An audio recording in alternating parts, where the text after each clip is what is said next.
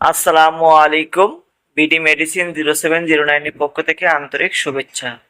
আজ বায়োফার্মা লিমিটেডের একটি ঔষধ অর্থোক্যাল 500 ট্যাবলেটের রিভিউ নিয়ে হাজির হয়েছি। এটি খুবই একটি হাই ক্যালসিয়াম সাপ্লিমেন্ট।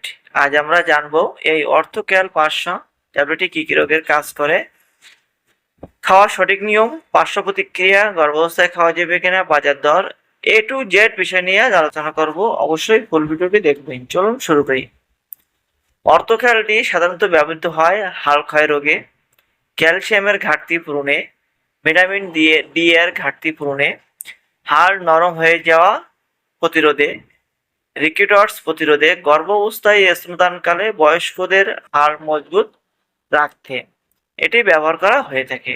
ভিউয়ার্স, এটি গর্ভাবস্থায় এবং স্তন্যদানকালে নিরাপদ, সম্পূর্ণ নিরাপদ। তবে রেজিস্টার্ড চিকিৎসকের পরামর্শে ব্যবহার করবেন। কিভাবে কাজ করে? ক্যালসিয়াম হাড় ও দাঁত মজবুত রাখতে সাহায্য করে এবং ভিটামিন ডি3 শরীরে ক্যালসিয়াম শোষণ বাড়ায় এবং হাড়ের গঠন উন্নত করে।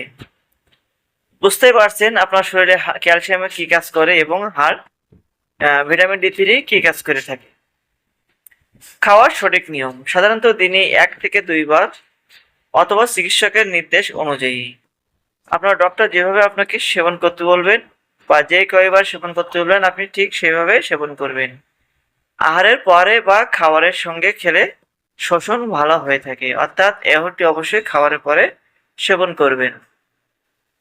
ভিউয়ার্স, এই ওষুধের কিছু সম্ভাব্য পার্শ্ব প্রতিক্রিয়া আছে, যেমন কোষ্ঠকাঠিন্য, বমি ভাব, পেট ফাঁপা, পেট ব্যথা, অতিরিক্ত মাত্রায় সেবনে রক্তে ক্যালসিয়াম বেড়ে যেতে পারে এবং কিডনি পাথর তৈরি হতে পারে। তাই দীর্ঘদিন ওষুধটি সেবন করা থেকে বিরত থাকুন।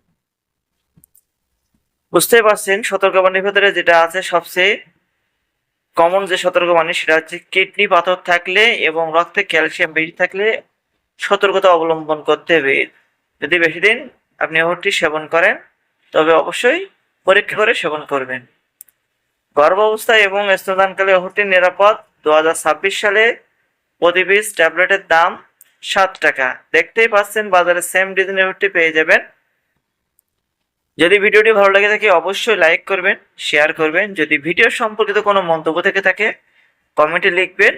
সকলকে অসংখ্য ধন্যবাদ ফুল ভিডিও দেখার জন্য। আসসালামু আলাইকুম।